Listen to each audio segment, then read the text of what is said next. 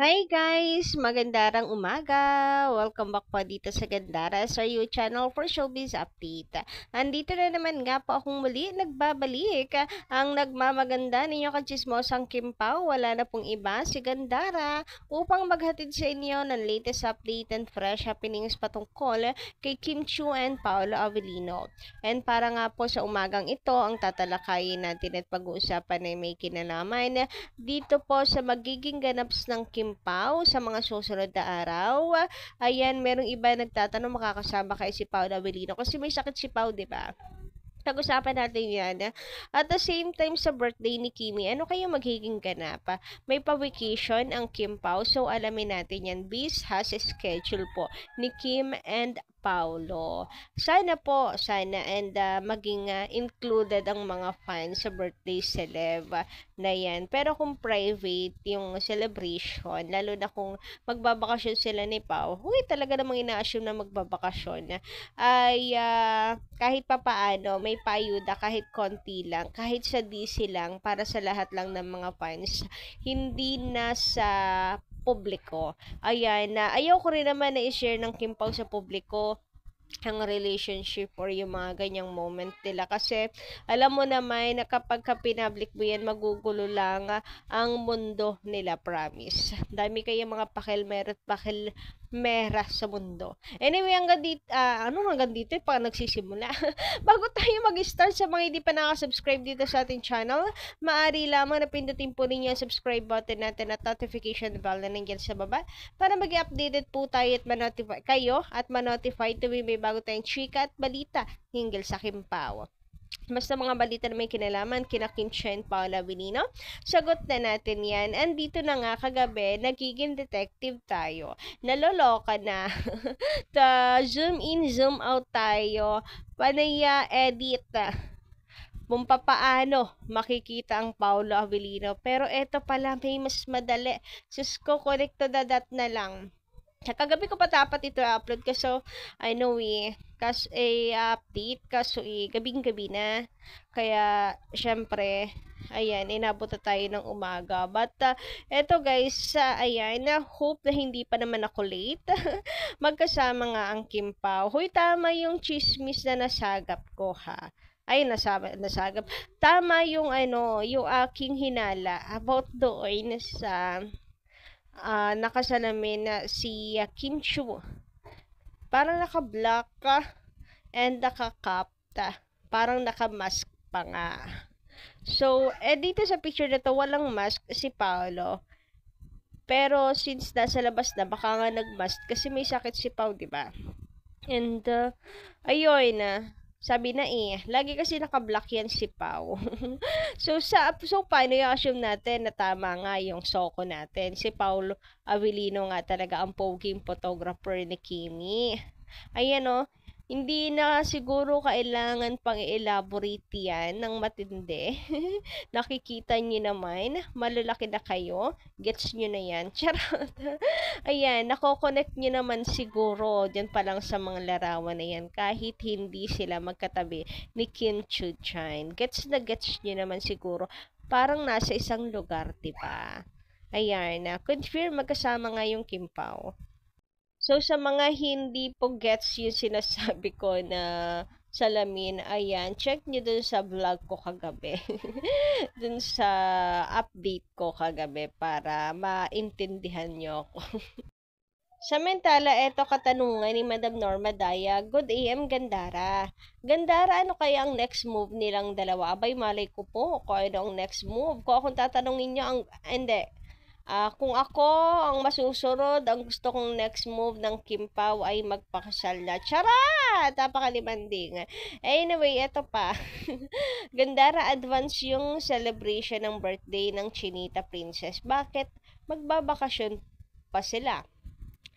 For me, ano siya, lagi lang may pa-advance celebration. Yung mga friends, mga taon nakapaligid sa kanya. Always naman ganyan. Meron ngang parang sa atin lakam, di ba? Pagpasok ng April, abay meron pong pa-fireworks sa bilang celebration. Or pag-welcome sa birthday month ni Kimi. Parang ganon. Laging ganyan. Kasi minsan, na busy na yung mga friends, sa mismong birthday, so ina-advance na, may pa-surprise, always ganon. So, I don't think na hindi sila magse-celebrate sa mismong birthday ni Kimi. And about sa bakit magbabakasyon pa sila. Kasi deserve po nila yun, Madam Norma. Sa dami ba naman ng trabaho nila, 'di ba? Tiring days, nagkanda sakit-sakit na si Pao. Deserve nila mag-relax. Kailangan pa bang itanong 'yan? Lahat tayo, guys, kailangan magbakasyon, makapag-relax, makapag-unwind. Sabi pa dito, eksakto after Halloween yon, April 19. Ano kaya yung gagawin nila sa birthday niya? Sana'y may teleserye silang gawin para mayroon na kaming mapanood araw-araw. God bless you both. Thank you so much, Madam Norma. And yes, eksakto after Halloween. And kung ano yung gagawin nila sa birthday, surprise na yan. Ako kahit simple lang, basta kasama yung mga importante sa buhay ni Kim, like family, friends, who matters in her life the most, dapat present para complete talaga yung essence of celebrating birthday, ganyan. And hope Paolo Avellino is belong, hindi siya wala sa celebration niyan. But I think may nakaplan na. Based sa nasagap kong chika, di ba nung nakaraan, may mga chika, nag-explore ka na, may plan na si Paolo Avellino sa birthday ni Kiam. Ayun. So, ano yung plan na yun? Ang abangan na lang natin. Tapos yung plan pala maging private. So, wala tayo palang abangan kasi naging private. Pero okay lang yun. Basta together silang dalawa, magiging open man sila sa atin or hindi. Kasi kung tunay tayong fans ng Kim Pao, tunay tayo nagmamahal kina Kim and Paolo, kahit hindi tayo maging kahit hindi po tayo tawag doon, i-update ng into details, magiging masaya tayo. Kasi based dun sa schedule ng Kim Pao, ay mukhang may time to celebrate sila Kim and Paul at mag-vacation. Doon na, sa vacation time nila, pwede silang mag-celebrate. Anyway, ito, speaking of the schedule, sabi dito ni Ma'am Carmelita Rosales, kailan kayo pupunta sa Middle East countries? Sumama si Pao sa mall tours sa Middle East countries. Is Paolo still sick? Sa ngayon, yes, still sick daw po si Paolo Avellino, and sana mild lang para yes, makasama po siya sa tour. Ayan, sa Middle East. And eto nga yung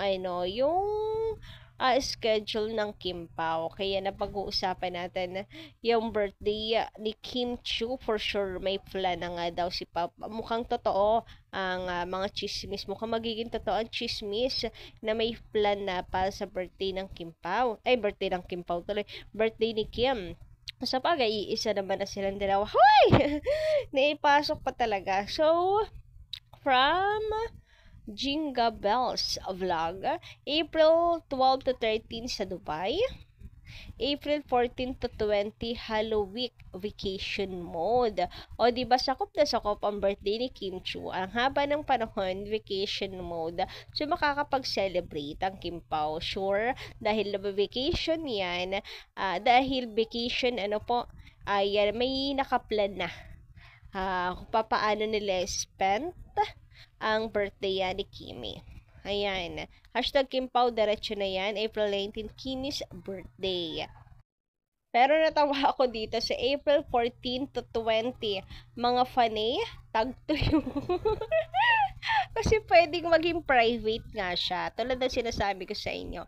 Kung maging private man, dapat happy tayo as a fan. Yes po, ng Kim Pao. Kahit hindi tayo maging included dyan sa exclusive birthday celeb ni Kimi with Paolo Avellino kung sakali man nga na magkasama silang dalawa. Pero ngayon kiniklaim ko na agad-agad na talagang magkasama sila sa birthday ni Kim. At the same time, may plan na si Pao, yung chismis na may plan na si Pao sa birthday ni Kim Chiu since vacation mode na nga sila niyan, 14 to 20. Ayan. Kayo guys, anong inyong masisaya? Anyway, sabi naman dito ni Madam Day Rodriguez, Good morning, Gandara. Ano daw, iniwan ni Paulo si Kim? Alam mo kung sino ka man, sus ko. Dapat titingnan mong mabuti, pinapanood mo. Kita mo bang ang ganda pa ng ngiti ni Kim na hawak siya ni Paulo?